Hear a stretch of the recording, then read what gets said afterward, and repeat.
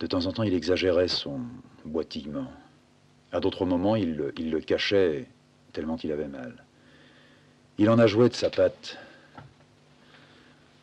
au point que ma mère avait fini par croire que c'était pour lui un prétexte. Je peux pas aller travailler parce que j'ai mal à la patte, ou bien j'ai quitté plus tôt parce que j'ai mal à la patte, ou bien j'ai bu un coup, oui, mais j'ai mal à la patte. Je me rappelle de cette patte. C'était juste après 40.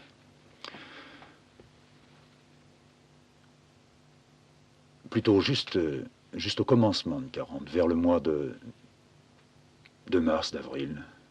Peut-être après. Oui, c'est ça, c'était en... Alors c'était en juin 40. On avait les frites au cul. On faisait courir dans le quartier des bruits, et moi qui étais très grand et qui paraissait plus vieux que mon âge, le médecin, le médecin en question qui m'avait soigné avait dit à ma mère, attention, quand ils vont venir, ils vont prendre tous les gosses, ils vont les foutre sur la place, ils vont leur couper les bras. Et ma mère n'avait pas de rond, et ni où aller, ni comment aller. Et elle avait décidé qu'elle demanderait au père de plaquer son boulot, de quitter l'usine et de nous emmener. Et le vieux avait rigolé, pas mécontent d'envisager de changer d'air, mais pas très heureux d'avoir à nous traîner derrière lui. Et le soir même, quand il est rentré à la maison, sans avoir de biture, il annonçait que toute l'usine déménageait, qu'elle allait se replier d'abord à Saint-Nazaire, et puis, si on ne pouvait pas les stopper là, on descendrait à Bordeaux, et puis peut-être même de Bordeaux, on foutrait le camp en Algérie. Ma mère avait dit, mais nous aussi, et le vieux avait dit, non, pas du tout, moi je suis un affecté spécial, je suis requis, vous pouvez pas me suivre, il n'y a pas de place pour vous. Et il y avait un sourire dans la bouche du père, qui était à la fois le sourire de la vengeance et de la libération. Pour lui, ça allait être fini. Il allait enfin pouvoir nous plaquer. Ça faisait longtemps qu'il nous menaçait de cette espèce de foudre qui faisait hausser les épaules à la vieille et qui la faisait chialer, qui en même temps, de temps en temps, l'amenait à soupirer, bah, tant mieux qu'il parte. Mais ce soir-là, elle a dit, tu ne peux pas nous laisser. Alors le vieux, il a fait son grand jeu. Il m'a regardé, et puis il a levé un bras qui est venu sur moi. Il a posé sa grosse patte toute ronde sur mon épaule. Il m'a dit, fiston, à partir de maintenant, c'est toi que je charge. C'est toi qui, comme on dit, deviens le chef de famille. Alors, tu sais que je tiens à ta mère, à la grand-mère aussi, si tu veux. Alors tu prends tout ça en main. Puis tu fais pas le con, hein. Il me regardait avec des yeux, disons, tellement sincères, que j'ai cru redécouvrir en lui un, un homme, pas un père. Un homme que je n'avais malheureusement peut-être jamais connu. Dans les yeux, il y avait la tristesse. Brusquement, parce qu'il avait posé sa main sur mon épaule et qu'il m'avait chargé du sac familial. Il a préparé une énorme musette dans laquelle ma mère a commencé à fourrer des chaussettes, une chemise ou deux, des caleçons. Il a glissé 1 litre de vin là-dedans, un grand bout de pain, un saucisson qui traînait dans le placard, des morceaux de sucre que moi j'ai rajoutés. Et je lui ai demandé, mais tu pars ce soir, tu ne pars pas dans un camion ou dans un train? Il dit, si, les camions sont prêts, on nous embarque directement de la place nationale. J'ai voulu l'accompagner. On est ressortis tous les deux. La mère, elle, bien sûr, pleurait. Elle ne savait pas pourquoi elle pleurait, mais elle pleurait. Peut-être qu'elle avait envisagé un autre départ que celui-là, le vieux partant claquant la porte, ou le vieux foutant le camp lui donnant une grosse dégelée, en cassant la gueule à tout le monde, en brisant une chaise, comme il le faisait de temps en temps. Mais pas un départ comme celui-là, sur la pointe des pieds, légèrement chaloupé, et en montant dans les escaliers, le vieux qui marmonnait. En nous retrouvant sur le trottoir, à la chaussée. il avait pris sa bicyclette. Alors je lui avais demandé, mais tu pars avec ton vélo? Ah bah oui, normal, là où on va, je ne serai peut-être pas près de l'usine, alors j'aurais besoin d'y aller à la bicyclette. Alors il poussait sa bicyclette, il avait posé sur le guidon la grosse musette. Et comme quand il venait me chercher à l'école, ou quand moi j'allais le chercher à l'usine, à la place nationale, il mettait la bicyclette dans le caniveau et lui, tout tordu, il avançait. Moi, quand je me servais de ma bicyclette, je faisais l'envers. Moi, je marchais dans le caniveau quand il n'y avait pas de flotte, puis je mettais la bicyclette sur le trottoir, elle était plus à ma hauteur. Et lui, jamais, toujours l'envers. Alors, on a descendu toute la rue de Sèvres, on a dépassé Farman, les Marmites, et puis on est arrivé près du pont de Sèvres. Et là, déjà, dans le soir, il y avait une grande foule d'ouvriers qui attendaient, qui fumaient, qui avaient la marche en arrière. Il y en avait déjà qui étaient sous, qui dégueulaient dans les ruisseaux. D'autres qui étaient assis par terre, qui commençaient à pique-niquer. Des femmes, des mômes autour, qui grouillaient, qui parlaient, qui pleuraient. Des gars qui chantaient dans un coin, un chant de guerre. La nuit était toute noire, comme quand on s'approche de l'été. Je voulais laisser le vieux là tout de suite. De loin, il m'a montré, tu vois là-bas, les petites lumières. J'ai dit oui. Il m'a dit c'est les camions.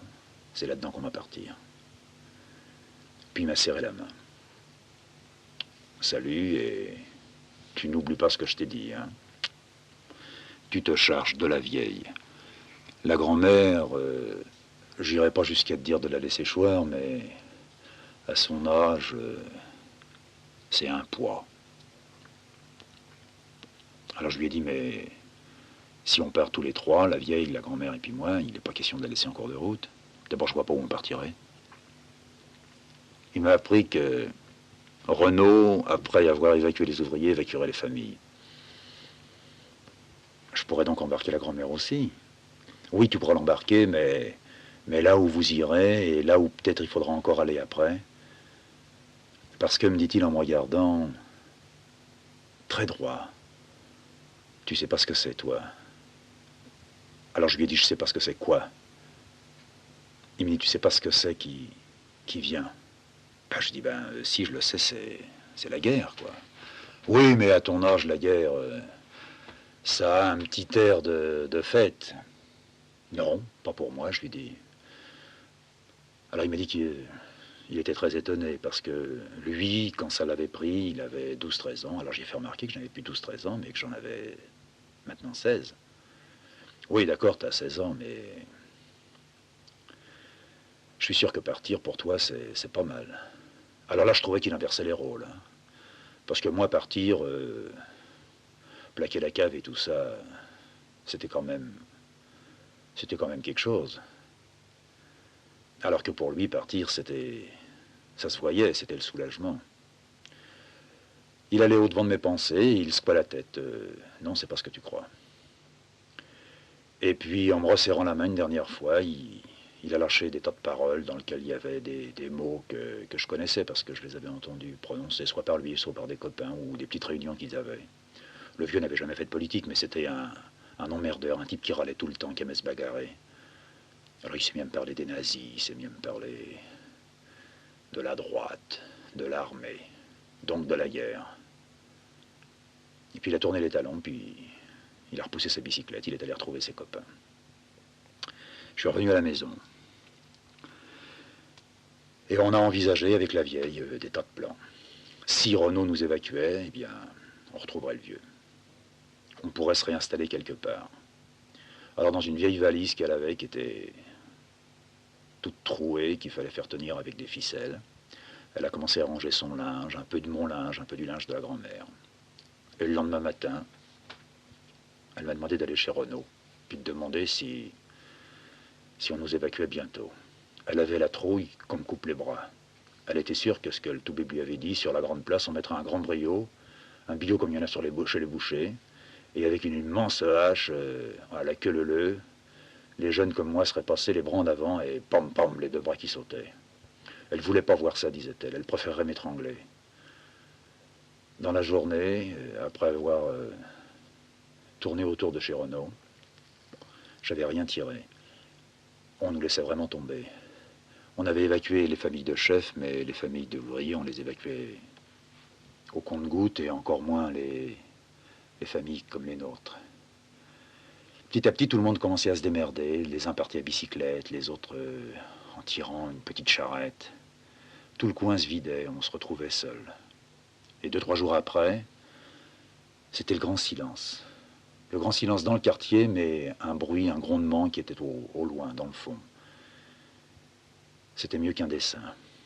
Ils approchaient. Le toubib, d'un seul coup, débouché dans la cave.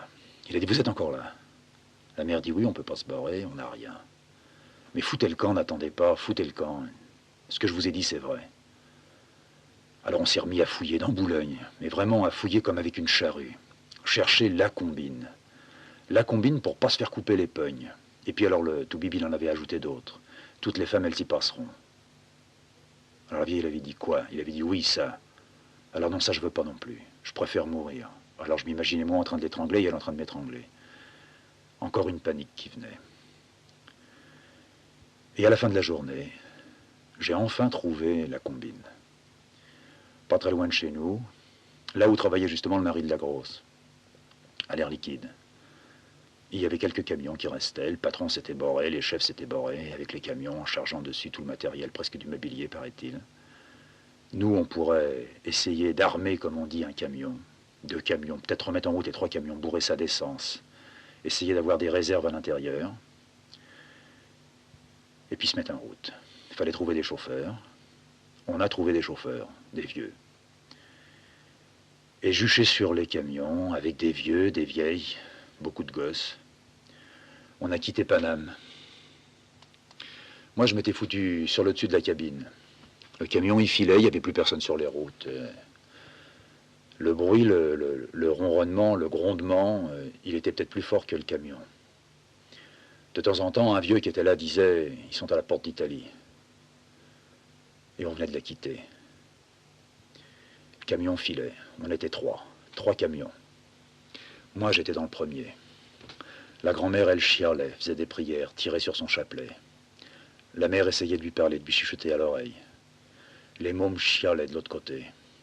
La bâche s'envolait sans arrêt. Alors je suis devenu un peu comme le chef d'un navire là-dessus. Je me suis mis à les calmer, à leur parler, à leur dire n'importe quoi, leur racontant des histoires pratiquement dégueulasses. Ma mère riait. La grand-mère a arrêté de faire son chapelet, puis elle m'écoutait. On a roulé comme ça toute la nuit. On a fini par rattraper ce qu'il est commun d'appeler une colonne.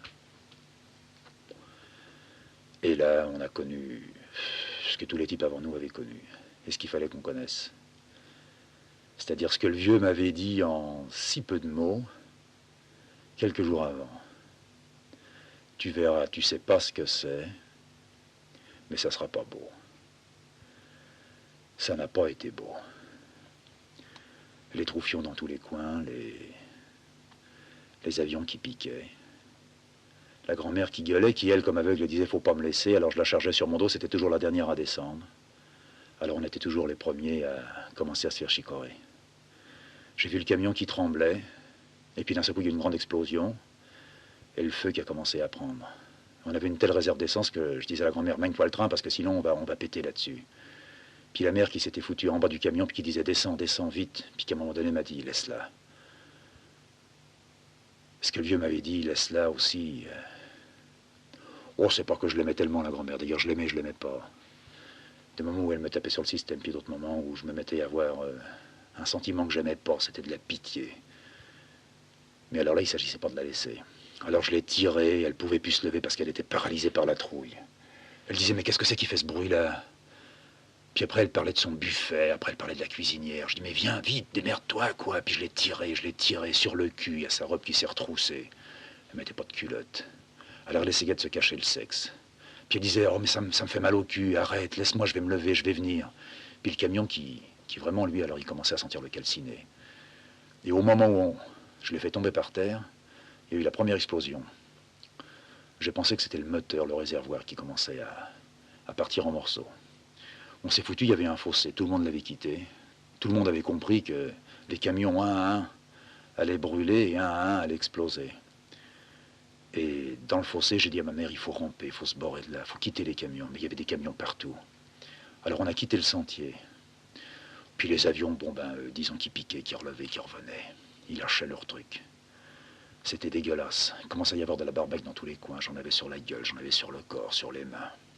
La mère me disait, t'es blessé. Moi je lui disais, toi aussi t'es blessé. On était éclaboussés de résineux. Mais je sentais que j'étais resté étanche. Un peu comme à l'usine quand on entend que ça chauffe très fort, mais que l'huile, elle reste quand même dans le moulin. Enfin, on a rejoint un petit bois. Puis la grand-mère s'est mise à avoir ses grosses crises. Je la savais pas capable d'avoir des crises nerveuses.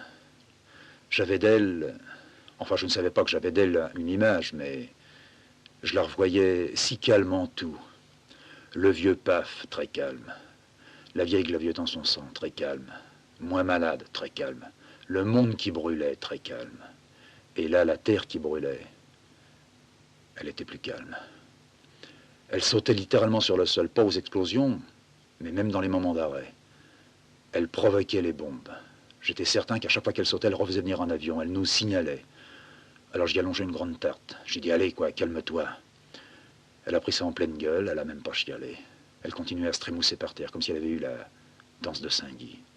Dans notre quartier, il y en avait un qui se mettait d'un seul coup à sauter, qui branlait, qui avait les guibolles qui d'un seul coup se raidissaient, la tête qui se retournait en arrière, on voyait sa grosse gorge. Ça gonflait, deux grosses veines sur le côté, il y avait le sang qui pétait là-dedans. Et puis d'un seul coup, il poussait son cri, il tombait, et puis il y avait un flot de bave. Et la première fois que je l'avais vu, j'étais avec ma mère, et elle m'avait dit, regarde pas, ça va nous porter la poisse. Et je m'étais mis moi aussi à avoir des cauchemars, et puis lentement à avoir des cauchemars en étant éveillé, et très simplement, je m'étais mis à mimer sans savoir que je les mimais, à mimer des crises. Enfin, bref, on a passé la nuit dans un petit bois. Et au matin, les camions, il n'y en avait plus, il fallait continuer à pied. Alors, aux grosses horreurs pour ma mère, on a croisé des Sénégalais. Les Sénégalais, c'était au moins aussi dangereux que le reste. Eux, ils coupaient pas les bras, mais ils enfilaient tout le monde. Qui coupaient les têtes, en tout cas. C'était des sanguinaires. J'avais tellement été élevé dans cette idée-là. Curieux comme chez les ouvriers, il y a aussi ce petit racisme qui dort. La vieille, c'était une Italienne, la grand-mère aussi. Le vieux, lui, il était du Nord, il se défendait d'être un Français. Je crois qu'il était belge, enfin, que son grand-père était belge. Alors on avait nos têtes de bois, nos têtes de Turcs. Dans le quartier, pas ce que d'autres appelaient les youpins. Non, pas de youpins chez nous. Au contraire, de temps en temps, sur les marcailles, il y en avait un ou deux qui venaient, et ma mère trouvait qu'ils étaient chouettes parce qu'ils vendaient moins cher que les autres. Alors les youpins, pas de problème. Mais il y avait des Polonais, on les appelait les Polacs. Alors les Polacs, ça c'était vraiment quelque chose de mauvais, quoi. Et alors il y avait surtout les bicots. Alors ça, les bicots, les gars qui avaient leur tapis sur les épaules et puis qui venaient comme ça de porte à porte, ou bien qui nous charriaient dans la rue et puis essayaient de nous vendre un tapis avec des chameaux dessus. Moi, ça me faisait rêver. Je disais toujours à ma mère, achète-moi un tapis comme ça. Ça coûtait rien, les gars les filaient. Ma mère disait non, il y a la maladie dedans. Alors je comprenais pas comment il pouvait y avoir la maladie dans un tapis. Moi, j'étais fasciné, obnubilé, bouleversé par ce que le type portait sur son dos. Il portait presque un chameau. D'abord, en étant gauche, j'étais certain que les chameaux qu'il avait, c'était des chameaux qui étaient vivants. Ils avaient quelque chose de vrai, avec deux guides, des rennes, comme il y en avait pour les bourrins. Deux guides qui leur descendaient de la gueule, qui passaient un peu par en dessous le cou, puis qui remontaient vers la selle. Et alors sur la selle, là, il y avait un grand mec, avec un turban et puis un voile sur le nez, avec les deux yeux qui sortaient. Derrière, il y avait deux, trois femmes qui étaient drapées dans leurs robes. Et puis des mômes. Et alors le désert, c'est comme ça que j'ai connu le désert. C'est comme ça même que je me suis dit, il faudra que je connaisse le désert une fois. Ça doit être grand. De mon univers, je voyais enfin qu'il y avait un autre horizon. Et la mère m'a jamais acheté le tapis. Alors il y avait donc aussi les bicots. Mais en dessous des bicots, ou bien au-delà des bicots, alors il y avait les noirs. Les noirs, il n'y en avait pas beaucoup, mais on nous avait tellement foutu la trouille avec que quand on en voyait un arriver de loin, On se serait caché dans des poubelles. On racontait des histoires absolument épouvantables. Il y a des gars qui, dans le quartier, avaient piqué les têtes dans les Bagdad et tout ça, et qui connaissaient les Arabes, qui disaient que c'était des ordures, des cons, des fumiers, des feignants, des criminels. Mais il semblait que pour eux, il y avait une sorte de motivation dans leur comportement de cruauté. Alors que, d'après ce qu'ils disaient, alors que peut-être aucun n'avait servi dans une arme avec des noirs autour d'eux, mais tous parlaient, alors là c'était ça, la cruauté. Tout d'un coup, ça les prenait comme une envie de pisser, et puis crac, ils faisaient sauter la gueule d'un mec. Et ce qu'ils aimaient, c'était découper les esgourdes et puis s'en faire des colliers. Alors, quand on a croisé les Sénégalais, la mère, elle a cru que c'était la fin du monde. Pour elle, c'était le mélange de tout, c'était le résultat, le condensé, la synthèse. C'était à la fois ça, les nazis, les noirs, les têtes coupées. C'était fini même les bras. Avec des bras, elle devait se dire qu'on vivait encore en faisant un bon garrot. Mais avec la tête coupée, tu peux toujours essayer de faire un garrot. Alors elle a voulu les fuir. Et la grand-mère, elle a compris qu'il y avait les noirs. Alors elle, qui ne les avait jamais vus, mais qui s'en était fait une image encore beaucoup plus violente que la nôtre, que la mienne, s'est mise à pousser des hurlements. Et puis, aveugle, commençait à partir tout droit devant elle. Puis cette espèce de conne, elle marche, elle boit pas, bien sûr, ou elle met les pas. Puis d'un seul coup, plaf, plus de grand-mère, plus rien. Pourtant, je l'avais bien vu marcher. Et puis des hurlements, des hurlements. Je m'approche, je regarde, je vois où elle était tombée. On était près d'une ferme qui avait été démolie, mais il y avait une grande fosse à purin, s'était cassé la gueule dedans. Et puis elle barbotait. Alors il y a 2-3 noirs qui sont arrivés vers nous, puis qu'on regardait. Puis il y en a un qui a défait son ceinturon, puis qui a tendu son ceinturon à l'intérieur. Puis qui a commencé à parler en petit français. Allez mesdames, prends-y mon ceinturon, allez mesdames, prends-y mon ceinturon. Et puis la mère qui était au-dessus, puis qui disait quelle horreur, qui voyait sa mère qui était en train de barboter, puis de couler dans le purin qui était tout noir, et puis l'autre qui était tout noir qui pendait son ceinturon au-dessus. Puis elle me tirait par ma chemise, par ma veste, par mon froc. Allez, viens, viens, viens. J'ai dit, mais on va pas la laisser là, mais viens, viens, viens vite, viens vite, viens vite. La grand-mère, elle a pas saisi le ceinturon. J'ai pris une grande perche qui était à côté, ça s'est passé en 2-3 secondes. J'ai foutu la perche dedans, j'ai regardé, j'ai ressorti. C'était pas profond, il devait y avoir 50 ou 60 centimètres. Alors je me suis laissé tomber dans le purin. J'ai trouvé la grand-mère qui commençait à couler, qu'on avait bu, qu'on avait respiré, qu'on avait partout. Puis je l'ai passé au noir. Il l'a pris en dessous les bras, avec une délicatesse.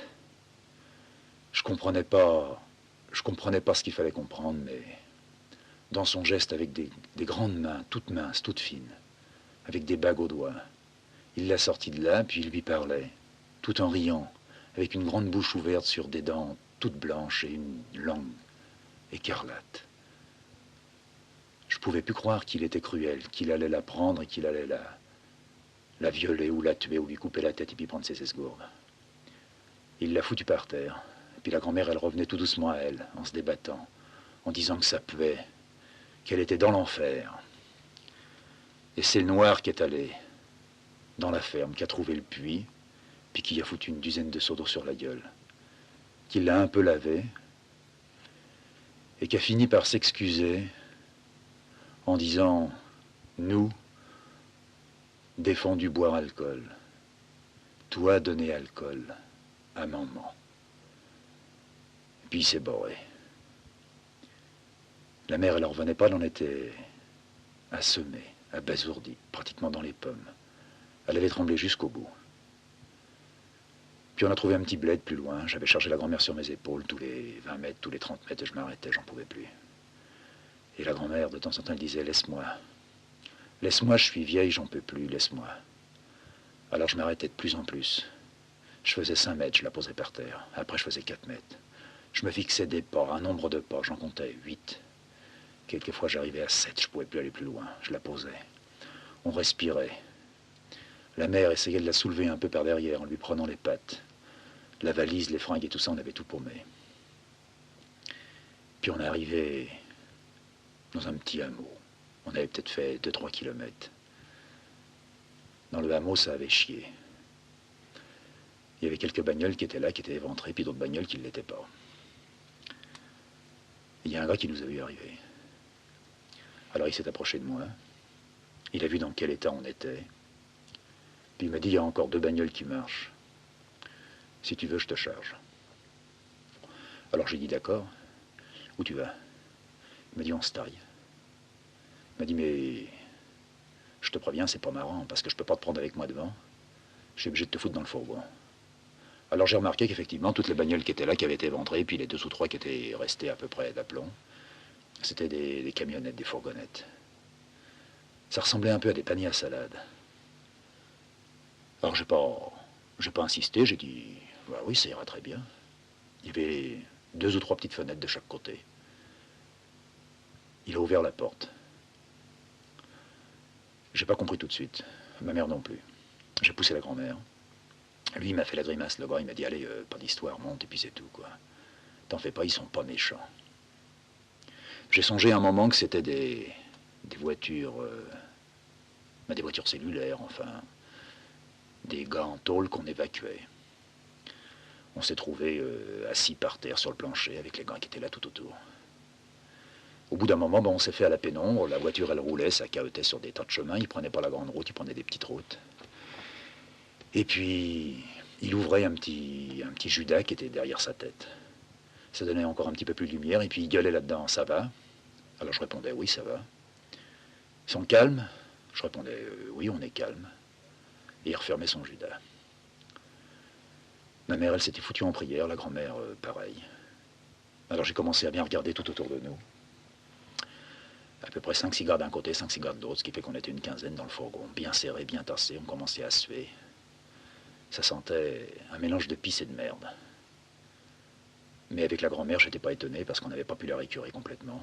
Je pensais que c'était elle qui nous filait cette odeur. Alors j'ai demandé à la vieille. Je lui ai dit, ça schlingue. Elle m'a dit, oui, mais c'est pas elle. C'est pas elle, les messieurs qui sont avec nous regardent. Alors j'ai bien regardé. Et j'avais cru que ma mère, qui était en prière, ne regardait pas.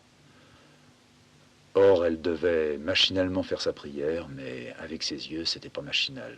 Elle détaillait tout ce qui était autour de nous.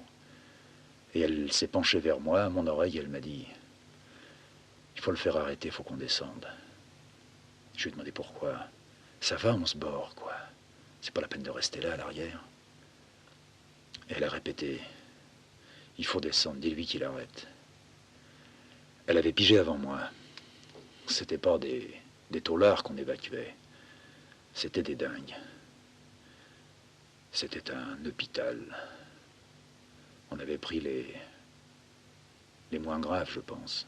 Tous les gars étaient ficelés à la paroi, avec des courroies, pas des chaînes, mais d'énormes ficelles, des cordages. Et depuis qu'ils s'étaient partis, peut-être 2 jours, peut-être 10 jours, j'en sais rien. Les gars n'avaient certainement pas cassé la croûte.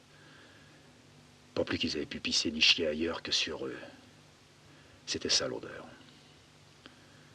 Alors à un moment donné, effectivement, je me suis approché du Judas, puis j'ai tapé. Le gars, il a tiré sa petite porte. Puis il me dit, ouais, qu'est-ce qu'il y a? Je lui ai dit, on voudrait descendre. Il me dit, t'es fou? Je dis, on voudrait descendre. Alors il a ralenti. On était sans doute la dernière camionnette. Il m'a dit, faut pas que je perde de vue les autres qui sont devant. Je dis, non, mais on va faire vite. Arrête, on sort, on sort. Il a arrêté, il a ouvert la porte à l'arrière. Et alors l'air est devenu un peu plus propre. Il m'a dit, bon, alors descends, dépêche-toi.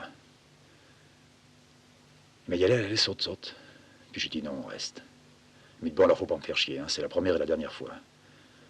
On va jusqu'au bout, tu restes avec nous, et puis c'est tout. Nous, on s'arrêtera le soir, j'ai un peu de quoi bouffer à l'avant. Toi, tu bouffes. Je dis, mais ne t'occupe pas. Tu peux pas savoir comme ça résiste des mecs comme ça. Et on s'est reboré. On est allé comme ça, en roulant, pendant des kilomètres et des kilomètres. Jusqu'à ce que le soir, on a vu la nuit qui commençait à tomber. Et comme il fallait qu'ils mettent les phares, toute l'équipe, ils se sont arrêtés. On s'est retrouvés un peu à la lisière d'un petit patelin qui avait été aussi bien nettoyé. Plus personne dedans. Des ruines, mais on s'est mis à fouiller. On a trouvé un coin où les chauffeurs ont pu s'installer, puis nous aussi par terre. Et le gars qui nous pilotait, il a dit, oh bon, on n'est pas très bien ici, on va essayer de trouver un autre coin. Puis il a fait signe à ma mère, venez, on va trouver autre chose. Alors je l'ai suivi lui, Puis la vieille s'est mise à me suivre. Elle m'a dit, on peut laisser la grand-mère là-bas. Je dis, ouais, il n'y a pas de problème. Tu laisses la vieille. Et puis on s'est mis à chercher ce qu'on ne pouvait pas trouver. Une grange qui disait avec de la paille, on serait mieux là-dedans. Puis à un moment donné, ils ont pris un petit peu de distance. La nuit, je voyais plus rien. Puis je les ai paumés de vue. Alors j'ai commencé à les appeler. J'appelais la vieille. Je la sifflais comme à la maison. Puis elle répondait pas. Alors j'ai tourné, je suis revenu, je crois, sur mes pas. Je trouvais plus rien, pas plus les bagnoles que le reste. Je me paumais dans ce village écrabouillé. Je suis resté là dans mon coin. Où c'est qu'ils sont partis? Et j'ai réalisé ce que l'autre, il avait fait. Il s'était pas paumé comme moi je venais de me paumer. Il m'avait paumé. Il était avec la vieille. Cette espèce de fumier, il allait faire ce qu'on disait que les Sénégalais, les Krouya, les Polacs, tous ces mecs-là, ils faisaient. Alors je me suis relevé, puis j'ai continué à fouiller, à fouiller. Et puis d'un coup, j'ai entendu un grand cri. Le cri m'a guidé, j'ai cavalé, j'ai enjambé des ruines, des pierres, des chars, des bestioles qui avaient crevé. Puis la vieille qui gueulait de plus en plus vite. Ça pouvait plus sortir tellement elle m'appelait.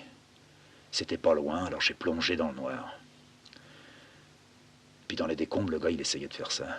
Alors il m'a entendu arriver, je butais, je faisais un raffut du diable. Puis je me suis mis à gueuler à mon tour. Attends, j'arrive. Puis je parlais à la vieille. T'en fais pas, je suis là. Puis j'ai ramassé des pierres. Puis j'ai commencé à balancer ça au hasard, un peu à droite, à gauche. Ça n'a pas dû tomber très loin du gars, et il y a eu les jetons, il s'est barré. J'ai retrouvé la vieille par terre, dans le noir. On se voyait un peu. Puis elle m'a dit, je peux plus. Je lui ai demandé, il n'y a rien eu? Elle m'a dit, t'occupe pas, mais je peux plus. Je te demande une chose, tu vas chercher la mère, et puis on va partir dans la nuit. Puis là, on attendra. Je crois pas que ceux qui viennent derrière, je crois pas qu'ils soient pires. On peut plus continuer comme ça. Moi, j'en ai vraiment marre. Et on a attendu. Puis on s'est fait piquer. Puis on a trouvé les autres. Et dans le fond, en tous les cas, à ce moment-là, c'est vrai, c'était pas pire. Enfin, j'avais commencé sur autre chose, j'avais commencé sur la jambe, la patte du vieux. Alors, disons qu'on saute et que, après cette histoire-là, on a fini quand même par revenir à la baraque.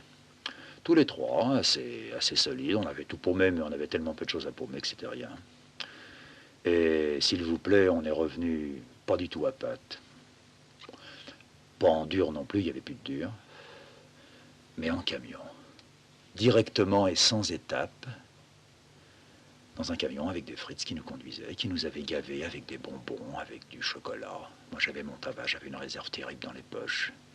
J'avais même réussi à me faire un petit sac dans une vieille veste que j'avais trouvée, et puis là-dedans, j'entassais tout ce qui pouvait nous filer. Et on s'était retrouvés, à la porte d'Italie, par là où on était sortis, dans un Paris tout vide, avec de temps en temps une gueule qui passait par une fenêtre ou par l'encoignure d'une porte. On a traversé Paris à pattes. On ne savait pas si le métro y marchait ou pas. Et on est revenu par les grands boulevards. On a retrouvé la maison, la cave, une baraque qui était toute vide, tous les gars s'étaient taillés. On s'est réinstallé en bas. On a retrouvé ce qu'on avait laissé. On aurait mieux fait de rien prendre. Tout était en ordre, personne n'était venu. On s'est planqué là pendant 2-3 jours, à boire de la flotte chaude avec du sucre dedans. Puis on a passé la tête. La mère m'a dit, moi je vais partir. Elle s'est mise à explorer le quartier, porte à porte. Elle a retrouvé une copine, un copain, un boulanger qui était resté là, qui s'était remis à faire du pain. Alors on a rebecté, tout doucement. Il y avait les frites qui passaient, qui s'arrêtaient, qui marchaient, qui chantaient. Ça n'avait pas l'air d'être aussi méchant que ce qu'on avait connu. Pas de grands billots sur le rond-point, pas de hache, pas de sang. Ma mère a cru qu'ils avaient tout nettoyé, mais non, on a bien su. On n'avait pas coupé les pognes, pas encore. Bon. Bon, on a vivoté comme ça, on s'est mis à avoir une bonne ardoise chez le boulanger. Le temps, il s'est mis à passer, ça s'est organisé. J'avais retrouvé mon boulot, enfin un boulot, puis je touchais un peu mon pognon. C'est sur moi qu'on s'est mis à vivre. Seulement, il s'était passé quelque chose. C'est que, en ayant pris le chemin de la cave, eh ben, ce qui s'était passé, c'est que moi, le grand air, ça m'avait secoué. Ce que j'avais vu, j'arrivais pas encore à lui trouver un tiroir ou un placard. Mais la petite épopée sur mon camion, là-haut, avec la vache qui foutait le camp, les mômes qui chialaient, bon, j'avais oublié les mômes qui chialaient, mais j'avais pas oublié le vent qui me fouettait la gueule. Ça avait été très bon. Ma première grande sortie. Oui, j'avais pensé que j'étais sur un bateau ou sur autre chose, mais en fait, je partais. Je partais et, malgré les recommandations du père, je caressais, j'avais caressé de temps en temps un peu l'envie de les plaquer, puis de rester tout seul sur mon camion, de me mettre à conduire moi aussi le camion, et puis de me barrer tout droit devant. La barge qui aurait claqué comme des voiles, comme j'avais vu que les voiles claquaient sur des images. Alors ça me faisait chier, quoi, l'usine, la cave, la mer qui commençait à se plaindre de tout un tas de trucs. Après avoir tout accepté, son malheur, et se trouver heureuse de pouvoir nous compter, la vieille et moi, d'avoir encore un plumard dans lequel on pouvait dormir. Elle devenait exigeante. Elle recommençait vraiment à me faire chier avec t'es pas propre ou bien tu devrais te soigner davantage. J'en avais que pour mes tifs à ce moment-là. J'avais découvert l'importance de la chevelure. Un cinéma s'était réouvert et sans m'être rendu compte avant combien les cheveux des gars brillaient, brusquement, je découvrais la tignasse des types. Des grandes tignasses comme des paquets de tabac qui leur plongeaient dans le cou. Avec des projecteurs qui devaient les éclairer, on aurait dit qu'ils avaient le feu là-dedans. Ça reluisait, je ne voyais que ça. Je n'allais plus dans ce cinéma-là que pour voir la touffe de poils des hommes. Les femmes, ça ne m'intéressait pas. Alors je négligeais tout le reste, comme disait ma mère, mes pieds, mes dessous de bras, mon cul. La gueule, les dents, tout ça, je m'en occupais pas.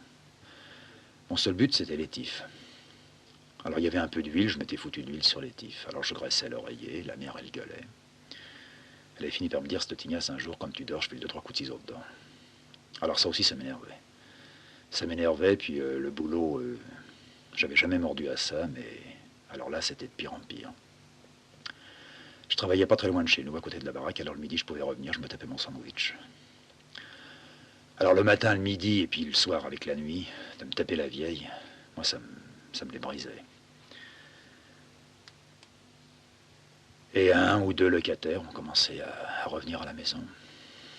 Et puis j'ai monté un plan. Je me suis dit que un jour où elle aurait ramassé les loyers, je me dégonflerais pas. Normalement, je pouvais arriver à saisir le moment entre le soir des loyers récoltés et le lendemain où elle allait les porter à son probloc. Alors j'ai mis mon petit plan en route, ça a marché sur des roulettes. La vieille a encaissé, il y a un troisième locataire qui avait fini par rentrer. Alors elle l'a pas loupé, il a dit, bon ben vous êtes là, alors monsieur, il y a le loyer, il faudra me le payer parce que monsieur Sausson, c'était le probloc. Il m'a dit que chaque locataire qui revenait, je devais lui redemander son loyer. Et le gars, sans histoire, il avait casqué son loyer. Il y avait donc 3 loyers. Je sais pas combien c'était à l'époque, 200 balles ou 300 balles le trimestre, ou le mois, je sais pas, enfin. Admettons que ça tournait autour de 1000 balles. Avec 1000 balles, je pouvais vraiment aller loin. Le soir, j'ai laissé la vieille s'endormir, elle dormait dans sa loge de pipelette, et puis moi, j'avais retrouvé mon paddock à côté de la grand-mère dans la cave. Elle mettait pas son fric là-haut, dans la loge. Elle le laissait dans le placard à Boostify, à côté de la boîte de sucre, dans un vieux porte-monnaie. Alors le soir, j'ai plongé la main là-dedans. J'ai pris le fric. Je me suis habillé, puis j'ai filé. La grand-mère, elle dormait ou dormait pas, ça c'était rien. Seulement c'était la nuit, il y avait le couvre-feu, alors j'ai attendu dans le fond du jardin. Et quand les premiers camions ont commencé à sortir, j'ai pris la poudre. Puis j'ai traversé tout Boulogne à pattes. Je suis arrivé à la porte de Saint-Cloud. J'ai pris le métro. Puis la première direction qui tombait, c'était avec une seule ligne. Pont-de-Sèvres-Montreuil. J'ai pris une direction de Montreuil. Puis au Châtelet, je suis descendu, sans savoir pourquoi je descendais au Châtelet, mais c'était le Châtelet. Je n'en avais jamais entendu parler. Je ne m'étais jamais promené dans Paris. Alors je me suis retrouvé sur la place du Châtelet. J'ai vu des grands bâtiments. D'un côté, il y avait la Seine. Enfin, je la devinais parce qu'il y avait un pont avec des bagnoles qui passaient dessus, puis des becs de gaz.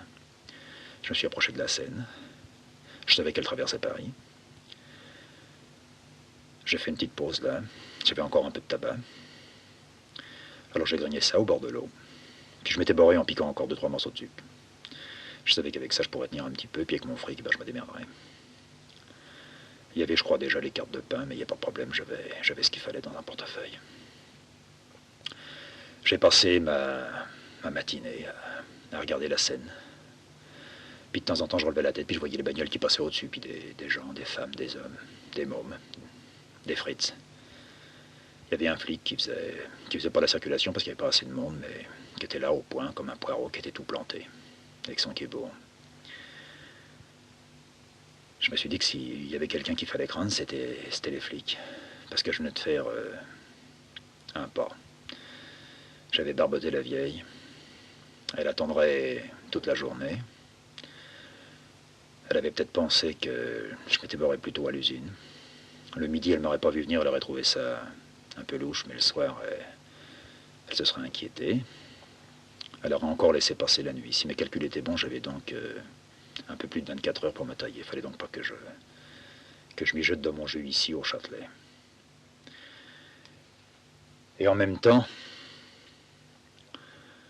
je voulais, disons, découvrir le coin. Que ce soit le Châtelet ou que ce soit Bordeaux, en supposant que je puisse aller à Bordeaux. Là où le père, qu'on n'avait pas retrouvé, qui n'était pas revenu à la maison, dont ma mère avait envisagé à un moment donné qu'elle devrait porter le deuil, mais qui, tant qu'elle n'aurait pas la preuve, ne le ferait pas. Le père me revenait un petit peu dans la tête. J'étais loin d'avoir fait ce qu'il avait dit qu'il fallait faire. Enfin, merde, je m'étais occupé d'eux, je les avais quand même tirés du merdier. Et puis je ne leur verrais plus. Et s'ils revenaient, si vraiment ils s'étaient pas fait morfler, mais ça me semblait moins difficile qu'ils ne se soient pas fait morfler. Dans le quartier, il y avait eu énormément de trous. Enfin, en supposant qu'ils reviennent, j'étais convaincu qu'il se dirait, puisqu'il était revenu, que j'avais fait ce qu'il aurait dû faire. Et qu'il passerait l'éponge. Que de ce côté-là, j'avais rien à craindre. Je me sentais donc pas trop coupable. Un peu seulement. J'ai fait le tour de la place du Châtelet. Alors j'ai vu que c'était un théâtre. Avec une petite loge sur le côté, comme il y en avait pour les cinémas, où on devait délivrer des billets le matin ou le soir, enfin. Je ne connaissais pas les théâtres. Je ne savais pas si ça marchait ou pas. Il y avait des vieilles affiches qui étaient là, on voyait que ça n'avait pas servi depuis longtemps. Avec des noms et puis des photos. Puis alors en face, il y avait encore un autre théâtre, et puis un petit parc. Un grand boulevard qui partait de là. Je suis rentré dans le parc. J'arrivais pas à arracher mon cul du banc. Il y avait des vieux qui venaient, qui s'asseyaient, qui me voyaient fumer, qui me demandaient un peu de tabac. J'en ai filé, mais seulement ça devenait une habitude. Il y avait d'autres vieux qui étaient sur d'autres bancs, qui voyaient que moi je filais du tabac, alors qui faisaient presque la queue. Le premier, ça durait 5 minutes, 6 minutes, mais le dernier, puis il n'y avait pas de dernier. Ça durait vraiment 10 secondes. Ils s'asseyaient, bonjour, ça va, alors t'es là, t'aurais pas une pipe. Puis je sortais ma pipe, puis je voyais bien ma réserve qui commençait à fondre, et puis de plus en plus des vieux, on aurait dit qu'ils seraient dans le cerf dans le coin. Tout le monde savait qu'il y avait un môme qui avait du perlo. C'est ce qui m'a décidé à me lever. J'ai pas pris Grand Boulevard parce qu'il y avait un peu de monde dessus. Pas beaucoup, mais un peu comme à la sortie d'une usine. Alors j'ai pris une autre petite rue. J'ai regardé. Ça devait être les halles, là où le père et la mère avaient gratté, et puis même où elle venait, elle, avec ses patrons, pour chercher les poireaux, les choux, les artichauts. J'ai tourné dans les halles. Le matin, on avait dû vendre quelque chose là-dessus. Il y avait encore des bouts de légumes qui traînaient, des types qui se penchaient, qui ramassaient ça, qui mettaient ça dans des grands sacs en toile cirée, qui se dépêchaient en ramassant tous les trucs. Puis des balayeurs qui poussaient dans un caniveau qui coulait à fond. Des mecs qui disaient faut pas se presser, faut pas pousser, faut attendre, t'es pas pressé, laisse-nous faire. Puis tout le monde qui ramassait, qui ramassait. J'ai tourné les talons. Je suis revenu dans une autre rue. Peut-être la petite rue que j'avais vue qui démarrait entre des maisons bien serrées les unes contre les autres. J'ai marché. Oh, j'ai pas fait longtemps. Peut-être une 50aine de mètres. Peut-être pas. Puis je les ai redécouverts. Découvertes, c'était pas des hommes, c'était des femmes. Appuyés à une porte ou au mur d'un couloir qui s'ouvrait. Les mêmes que dans le coin, mais beaucoup plus que dans le coin. Car chez nous, dans le quartier, il y avait surtout le samedi soir et le dimanche soir, 5-6 putes. Puis un bistrot qui louait. Foutait ça dans l'arrière-salle et les mecs allaient baiser dans une piole. Mais j'en avais jamais vu autant. Je me suis mis à les compter, mais j'arrivais pas au bout. C'était pas 10, c'était pas 20. Alors j'ai cru qu'il y en avait des centaines. Puis comme j'étais jeuneau avec ma musette sur le coin et le soir qui commençait à venir, alors j'y ai eu droit, quoi. Petit coup de sifflet, puis les invite. À leur coco, à leur chéri, à leur puceau. Qu'est-ce que tu fous, tu traînes? Fais gaffe, il y a le couvre-feu, tu devrais pas te faire piquer, ou bien on va passer la nuit ensemble. Je te ferai ça pour pas cher, on fera ce que tu veux. Tu connais rien, alors je t'apprendrai tout. N'aie pas peur, je suis propre. Puis d'autres qui parlaient pas du tout, qui me prenaient le bras. Alors je me débattais. Au fur et à mesure que j'avançais, je me mettais à avoir des gestes un peu plus violents. Je me suis mis à lever la patte. Allez, touche pas, laisse-moi. Alors, ah bon, bah si t'es comme ça. Puis on me laissait. Puis il y avait des bistrots, des mecs dedans, des putes dedans. Alors j'ai traîné ma savate dans un bistrot, dans deux bistrots. J'ai commencé à boire de la bière, et puis après j'avais envie de dégueuler, alors j'ai bu du café. Alors là j'avais encore plus envie de dégueuler. Puis vraiment ça passait plus. J'ai bu un petit coup de pinard. Puis je me suis mis à dégueuler dans un coin. Puis en dégueulant, je me suis rendu compte que je dégueulais pratiquement sur la gueule d'un autre mec qui était là avec son sac. Puis dans le sac, il y avait des bouts de chou-fleur ou bien des bouts d'artichaut. Il a rien dit. J'étais tellement emmerdé d'avoir dégueulé à ras de sa gueule qu'avec mes pattes, avec mes pieds, j'ai commencé à pousser mon dégueulis. C'était seulement du liquide. J'avais rien de solide dans le coffre. Je me suis écarté de lui. Puis j'ai cherché un coin. Moi aussi, il fallait que je roupille. Je reprendrai le métro demain matin de bonne heure. Puis j'irai vers une gare. J'avais entendu par le père parler de la gare du Nord. Je savais que par la gare de l'Est, c'était là que tous les griffetons s'étaient borés. Mais la gare du Nord, ça menait à Amiens, et Amiens, c'était le bled du vieux. Je me suis dit que c'était vers Amiens que je devais aller. Alors j'ai cherché mon coin. Oh, puis je l'ai trouvé parce que c'est plein de coins par là. Il n'y a pas plus de 10 mètres de ligne droite. Alors j'ai avisé ce qu'il fallait. Je me suis laissé tomber tout doucement par terre. J'ai bien bloqué ma serviette, enfin pas ma serviette, ma musette. Derrière ma tête, j'ai croisé les jambes un peu relevées. J'ai sorti une cigarette, j'ai commencé à bombarder. Et puis j'ai fermé les yeux. J'avais dormi un peu. Et je venais d'être réveillé à la fois par le rêve que je faisais, et puis par des bruits. Mais j'ai pas eu le temps de me remémorer mon rêve. J'ai entendu une cavalcade, des bruits de talons de femmes, qui cavalaient puis qui gueulaient un peu. Et puis, distinctement derrière, d'autres talons, mais beaucoup plus puissants, secs, durs, qui cavalaient aussi. Et alors là, j'ai entendu les voix. Ils parlaient pas français. C'était les Fritz.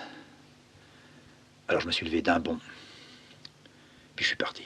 J'ai quitté mon coin. Et je me suis heurté à une fille qui était là, qui cavalait elle aussi. Puis j'ai suivi sa direction. Elle s'est jetée dans un couloir. Je l'ai suivie, elle a tiré la porte derrière. On a entendu les pas. Ils sont passés devant le couloir. Puis ils ont disparu. J'entendais sa respiration à la fille, très fort. J'aurais presque pu entendre son cœur qui tapait. Elle devait avoir rejeté sa tête le long du mur. Trop fort parce que ça avait fait un bruit. Puis elle disait merde, merde, merde. C'est là que j'ai signalé ma présence, car elle avait certainement pas pu m'entendre me glisser avec elle dans le couloir. J'ai dit à quelqu'un. Alors elle a crié. J'ai dit non, n'aie pas peur. C'est moi. T'es français? Je dis oui, je suis français. Qu'est-ce que tu fais là? Je dis je suis en train de roupiller. Ah bon, t'es la cloche? Je dis non, pas du tout. J'étais par terre, j'étais en train de roupiller. Je pensais que j'allais passer ma nuit. J'ai complètement oublié qu'il y avait les Fritz, quoi. Qu'est-ce que tu fais? Alors elle me dit bien, moi je fais ce que tu sais, quoi. J'ai dit tu fais le tapin? Ouais. Et puis on est resté très silencieux, côte à côte. Je lui ai seulement demandé est-ce qu'on peut fumer. Elle m'a dit oh ouais. Si t'as une pipe, tu m'en passes une. J'ai dit ouais, j'ai ce qu'il faut. J'ai dit j'ai même du sucre encore. Elle m'a dit file-moi. Alors j'ai filé un sucre. Puis elle me dit encore. Elle me dit tu travailles dans le sucre toi? Je dis non. Non, j'ai du sucre dans ma musette, quoi.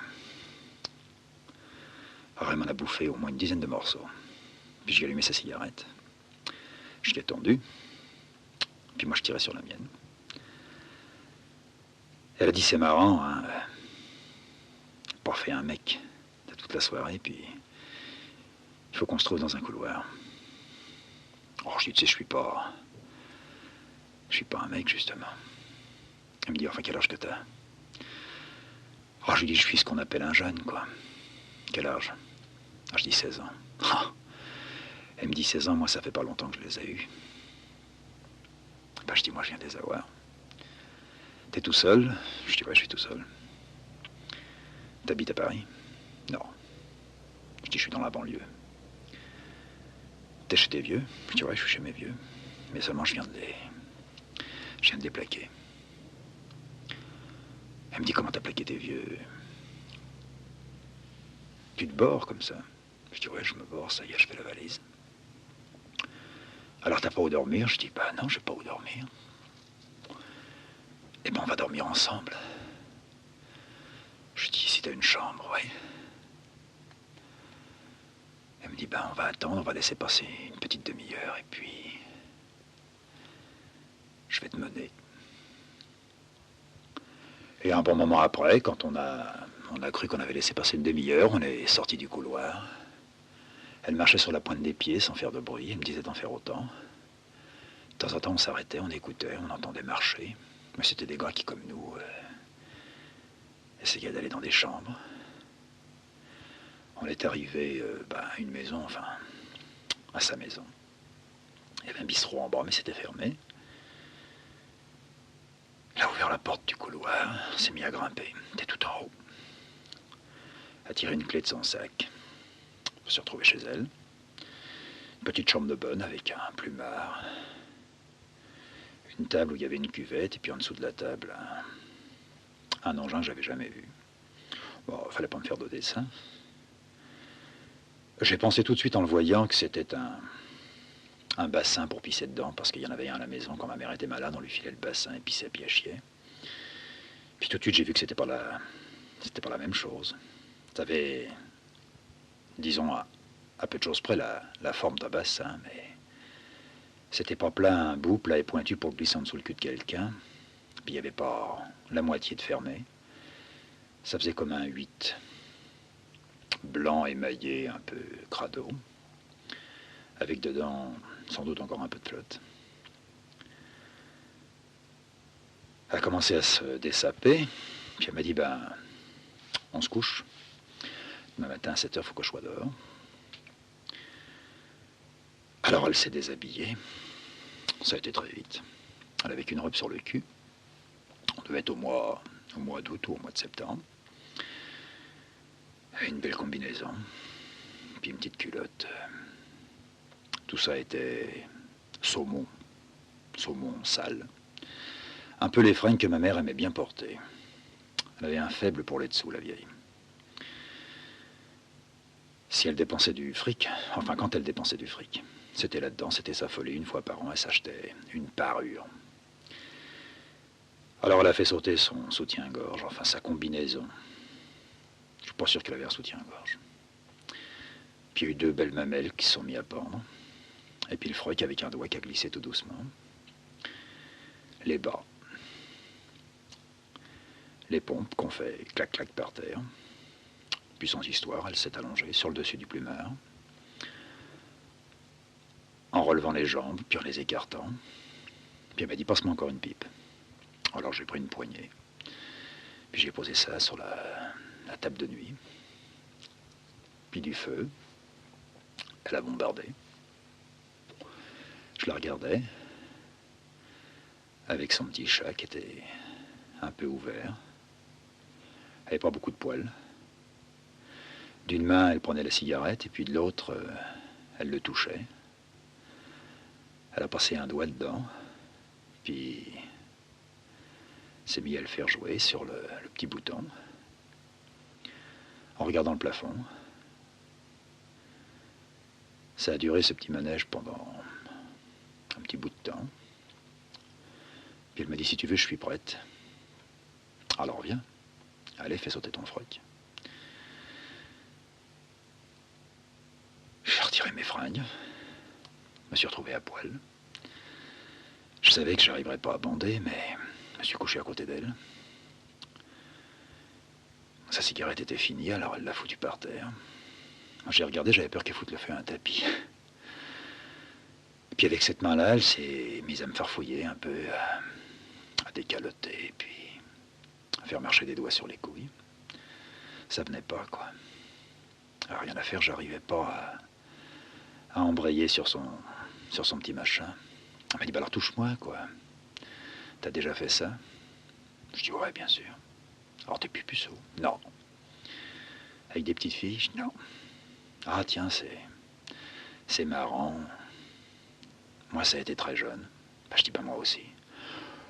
Ouais, mais c'était uniquement entre les garçons et les filles. Puis elle continue à me tripoter, je dis, arrête. Elle me dit, pourquoi?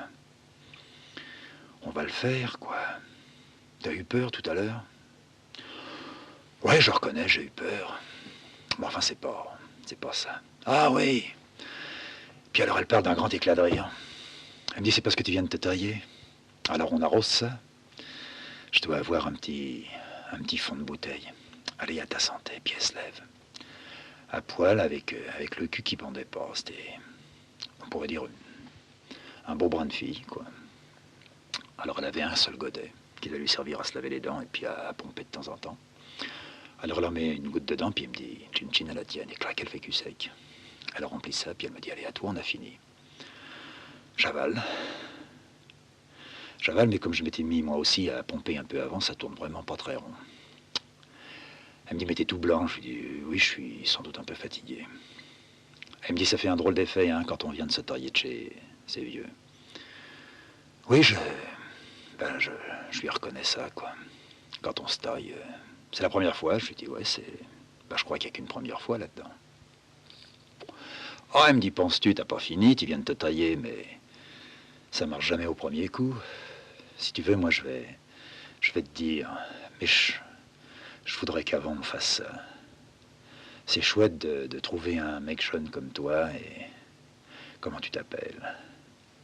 Alors le même rituel recommence.